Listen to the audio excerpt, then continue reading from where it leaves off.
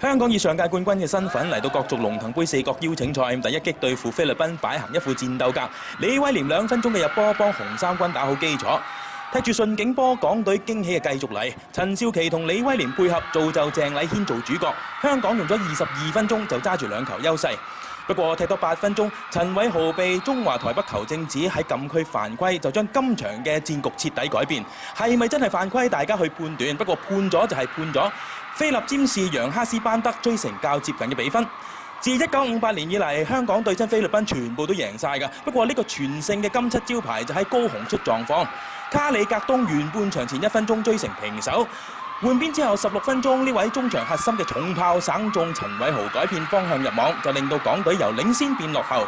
危機加上吳偉超領紅牌，踢少一個兼踢逆境波嘅港隊，仲有一對南華孖寶頂住。陳少琪嘅罰球省中柱，歐陽耀聰補一腳，港隊最後5分鐘搶到關鍵嘅一個入波。球證派出3張紅牌，港隊佔2張，包括蘇萊強補時被逐，但係港隊依然保住3-3嘅和局。嚟緊對澳門同東道主中華台北，想衛冕依然係樂觀嘅。呢個球我用